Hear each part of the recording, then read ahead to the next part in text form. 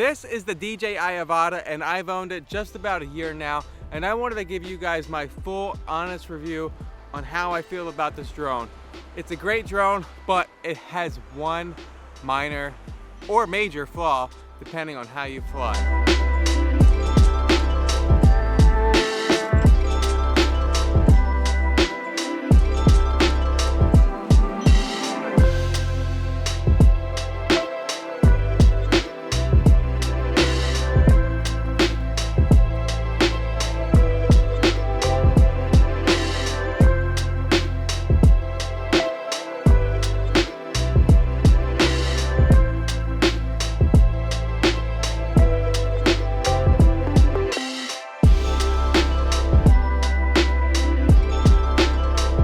I lost my drone there. The signal died, and that was the last I saw of the Avata before I had to get a new one.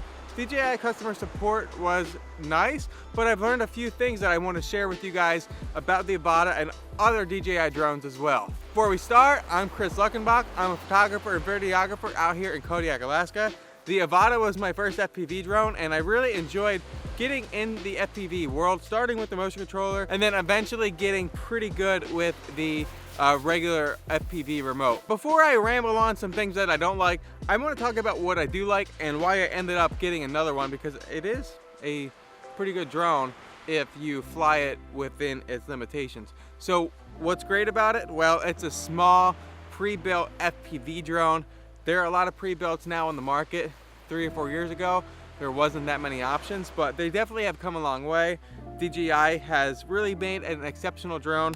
And one of my favorite features is the battery life. And I like, not only is it nice to have a nice battery life, but you could charge it like any other DJI drones, and it really comes in handy without having to need to know anything about volts or amperage or anything like that. It's got the Air 3 unit in it, and if you guys know, that is a exceptional video quality camera that comes on the drone. There's no need to put another camera like a GoPro on your drone.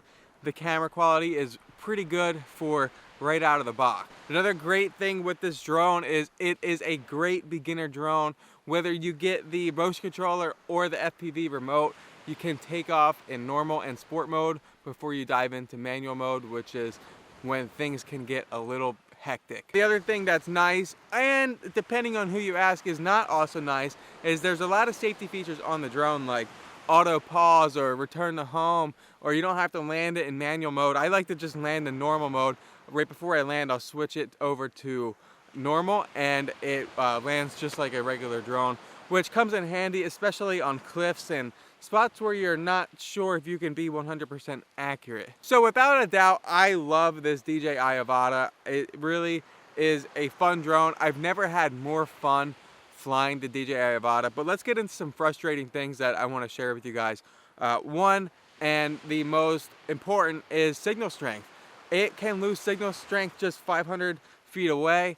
And guess what, guys? I lost my drone at like 47 meters. That's when I lost signal, all because I went about 1 meter below a mountain and decided to cut out. And the safety feature that I didn't know that the Avata did, and other DJI drones that I found out when I was talking to DJI support, is if you lose signal or engage return to home within 50 meters, so up to 49 meters, it's not going to climb to the altitude you set. I have this set at 230 feet for the return to home altitude, and since I was only at 49 meters when I crashed, it just decided to return home right at the level that I paused the drone. So that was a frustrating, very frustrating experience, and something I know now. So if I think I might lose signal, try to be a little further away than 50 meters where you think you might lose signal, just because it will just return home wherever it loses signal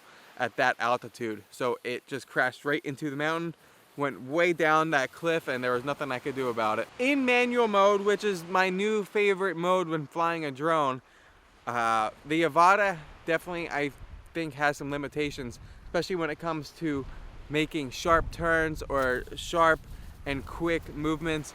I think there is a little delay. I think that it doesn't respond well. I think when the drone gets more like upside down or something like this, I think it just kind of has a mind of its own where it just kind of freaks out. And I've had a couple crashes where there was nothing I could do. It just kind of threw itself on the ground despite cutting the throttle. So I think that I feel very limited in manual mode.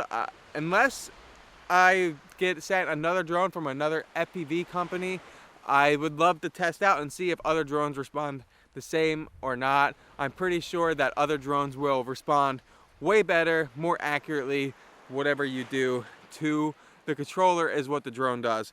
Same thing with the Avata, but some delays that can cause some serious crashes on this drone. I don't think this drone is made for any tricks like flips and stuff. You can do them, I've done them, but it just doesn't feel that great as well. And another frustrating experience with the DJI Avata and other DJI FPV drones is the restrictions that DJI puts on their drones, like the altitude limitations and whatnot. There was a scenario where I tried flying this drone. I got approved at 60 meters. I couldn't fly in manual mode at 60 meters because the DJI Avata will not take off if that is your pre-approved flight. You need at least 200 meters, I think, to be approved. I've flown where in 492 feet before, and the drone will auto pause around 300 feet, and I can't fly any higher. So I don't know if that is supposed to be how the drone reacts in manual mode, but it's definitely a flaw that I get. And a lot of places in Alaska might be limited in height, so not being able to fly 60 meters when all I really want to do is fly 20 or 30 meters over the ground or whatnot. So I think that's something you guys should be aware of if you never run into that problem. I could fly in sport and normal mode that day, but that was kind of boring with a FPV remote, in my opinion. You know, despite all the negative things about this drone, I said it before, I never had more fun flying a drone than I did with FPV goggles with a Avata in my hand. It's just really fun. You just feel like you're free, just being up there with the goggles on your face, just flying it. The DJI customer support is really good.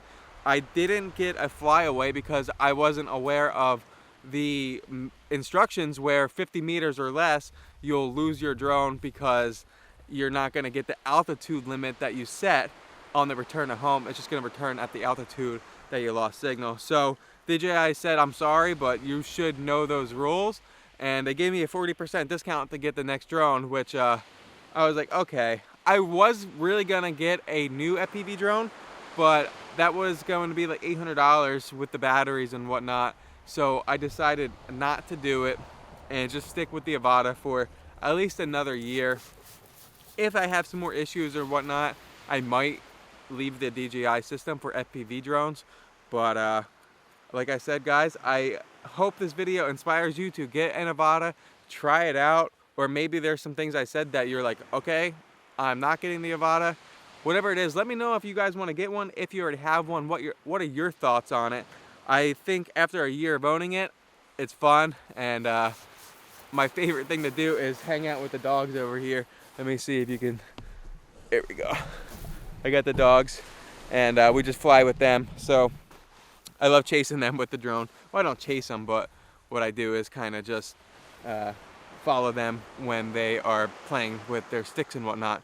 But I'm gonna get going here. I got the baby in the car. Thank you guys so much for watching. I'm gonna give you a throwback. I'm gonna give you my initial review with the DJI Avata right here.